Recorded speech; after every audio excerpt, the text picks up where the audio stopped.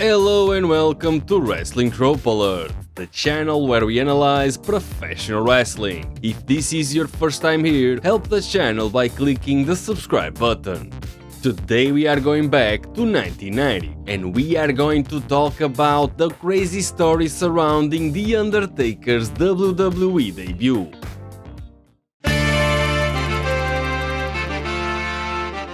Back in 1990, Young Undertaker had joined the second biggest wrestling promotion in the world, WCW, to replace the injured Sid Vicious in the Skyscrapers tag team. But soon after Young Undertaker debuted for WCW, his new tag team partner, Dangerous Dan Spivey, decided to leave, leaving Young Undertaker to fend for himself in the shark-infested waters of WCW.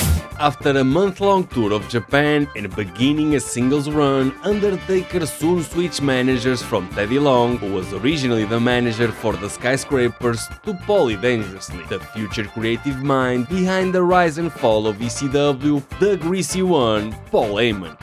Managed by Paulie Dangerously under the name Mean Mark Calaway, Young Undertaker would wrestle mainly in enhancement matches, delivering his finishing move, the hard punch, to the best enhancement talent that WCW had to offer. Once in a while, even wrestling actual members of the WCW roster, like Flying Brian Pillman and the future head of WWE Talent Relations, Johnny Ace.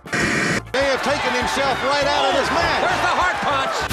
All in all, it was a decent first year for a rookie wrestler who had been starving and traveling the territories, embracing horrible gimmicks such as the Master of Pain, Texas Red, and the Punisher. And then it came time to negotiate Young Undertaker's new contract.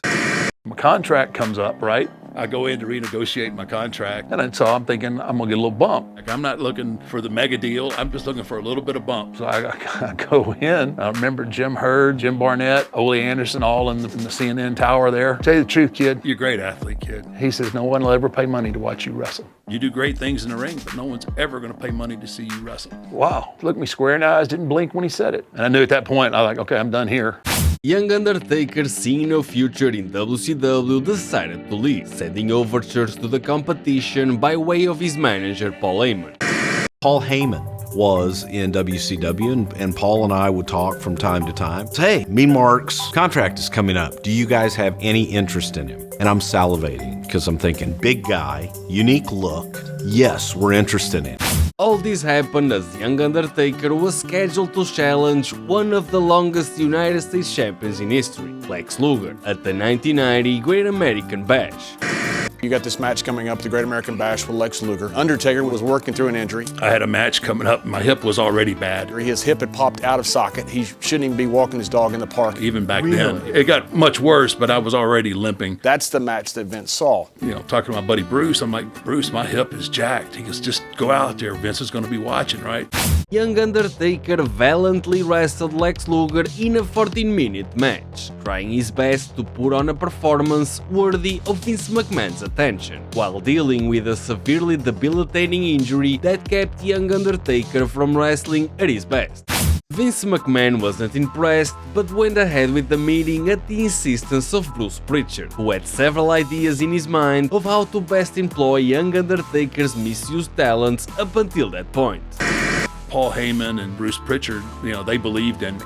And they kind of kept pushing for me to get this meeting with Vince. And Going to Vince's house, I got this, right? thinking, fuck, I'm going to the house. Because most people go to the towers there in Stanford, right? He invited me to the house. He's going to hire me. So we had worked in the Meadowlands, and my meeting was going to be the next day. They were sending the car service to pick me up. Golden, right? Yeah. I had the Zubaz, tank top, cowboy boots, and Halliburton, all the trademark stuff. So I had to go buy some clothes, right? Paul had this little bitty sports car. Go to sit down in his car. I ripped the ass out of those pants. I mean, there's a hole in my pants, and now I'm headed to the China Club, right? Tomorrow morning, I'm going to Vince's house and meet with Vince. 4 in the morning by the time we get back to his house. And I'm trying to dig through some of his mom's needling thread. I ain't sewed nothing, and I'm trying to sew these pants on. They pick me up the next day. I go to the house. I'm trying to keep my back away from everybody because I don't want them to see these pants that I showed up, you know, all ragamuffin. I go in and have the meeting. I'm being pretty charming, and The meeting goes for about an hour and a half. you know, and then I get the questions. Well, Mark, you gotta be Hidden talents? You know, wrestling, do you do anything? So I'm trying to be funny. Well, you know, I sing in the shower pretty good. As soon as I said it, I knew I shouldn't have. Oh, shouldn't have said that. Oh crap, I wish I hadn't said that. Oh really? You sing in the shower, huh? And he, you know, he's got the look, right? Really? You're gonna be shower boy or something like that, you know? Shower guy. Yeah, I'm gonna have to say, you know, I'm like, oh, no, I can't, right? And then I'm like, I'm kidding. At the end of the meeting, he goes, well, we don't really have anything for you right now. Wasn't expecting that. Well, I'm already done with WCW at this point. I guess I overplayed my hand here. After the courtesy meeting with Vince McMahon, things look bleak for Young Undertaker. Having the door slammed shut on his face by two different companies, Young Undertaker's mind soon started to wander, because at the same time that this is happening, on the weekly televised WWE programming WWF Superstars, something truly weird happens. A giant egg appears. First appearing on the October 6th edition of WWF Superstars, this giant egg soon became a feature of the regularly scheduled programming. And by the way, that big egg is going to hatch at the Survivor Series. This egg would be displayed through the weeks that follow, attempting to garner some excitement for what could be hiding inside. Eventually, this egg would birth one of the weirdest examples of characters in the long line of silly and goofy WWE characters, the Gobbledy Gooker. Inside the costume portraying this goofy character originally was Hector Guerrero, a member of the Guerrero wrestling dynasty and the brother of the late great Eddie Guerrero. The Gobbledy Gooker would grace the airwaves for a short time, disappearing for the 11 years that followed, resurfacing at the WrestleMania 17 pay-per-view later in 2001. The Gobbledy Gooker participated in the Gimmick Battle Royale with several other wrestling superstars of the 1980s, quickly fading back to obscurity until much later in 2008, when the Boogeyman dressed as the Gobbledy Gooker appeared at the 2008 Survivor Series pay-per-view, dressing as the Gooker to terrorize both the Bella Twins and Primo and Epico. The Boogeyman, and I'm coming to get you! Years later, both Xavier Woods and Jey Uso would also don the costume, and the Gobbledy Gooker character, with Drew Gulak under the costume, would even win the 24/7 championship at the 30th anniversary of its debut, losing it later that night to Akira Tozawa, who then lost it back to the perennial 24/7 championship holder, R-Truth. Back to The Undertaker, while on screen this whole egg-teasing debacle is happening, at home, Young Undertaker is panicking. They were doing this promotion Giant egg on the set. TV every week. So I'm at home, right? And I'm sitting there thinking to myself, holy My mind just starts going like, they're gonna bring me in. I'm gonna be Eggman. Oh man, I'm gonna be Eggman. I'm a nervous wreck. I had convinced myself I'm gonna be Eggman. I'm going through all these scenarios. Now I've gone from shower guy, now I think I'm gonna be Eggman. And I've got myself believing that I'm gonna come out of this egg. I just know it's me. I'm gonna be fucking Eggman. Also scheduled for Survivor Series are the traditional Survivor Series matches. One of the matches in the card had a spot with a mystery opponent. Young Undertaker's worrying mind would be put at peace with a call from the boss Vince McMahon, with the legendary words, "Is this The Undertaker?" So one day I'm sitting at home, Phone rings. I get up and go answer it because we didn't have cell phones back then. Hello? Yeah, is this The Undertaker?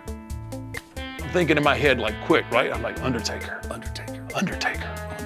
Undertaker. That's pretty fucking cool. I sure as hell ain't Eggman. Undertaker and Eggman. Yeah, this is Undertaker. Yeah, This is Vince. Can you be up here tomorrow? Yes, sir. I'll be up there tomorrow. I had no clue to what it was. That's what it meant, but it sounded a whole lot cooler than Eggman. It wasn't singing the shower guy. It wasn't Eggman. My foot's in the door now. Sir.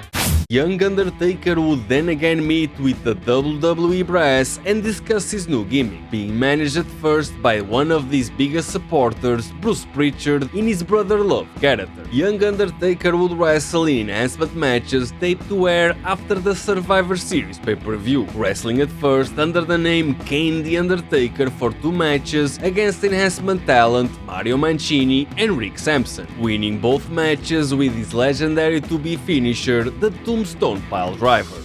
side note, the Tombstone Piledriver, Undertaker's finishing move first seen Survivor Series 1990 against Coco Beware, is one of the most devastating looking moves in professional wrestling. Also used by Fit Finlay in the 80s and 90s, this move was also used extensively by Andre the Giant in Japan, and the earliest recording footage that I could find of the tombstone being applied was by Mick McManus in the 1960s. On the November 22nd edition of the Survivor Series pay-per-view, in the middle of the pay-per-view, the team captained by the late great Dusty Rhodes, composed of Coco Beware and the Hart Foundation, Bret Hart and Jim Neidhart, would wrestle the $1 Million Team captained by the $1 Million Man Ted DiBiase, accompanied by Rhythm and Blues, Greg the Hammer Valentine and the Honky Tonk Man. After the introductions of everyone else, Ted DiBiase would make his way to the ring and introduce From Death Valley, I give you The Undertaker. Thank you for watching this trip down memory lane. If I missed anything, please let me know in the comments below. Feel free to press that like button and also subscribe for more future content just like this, or better. This has been fun, thank you for watching!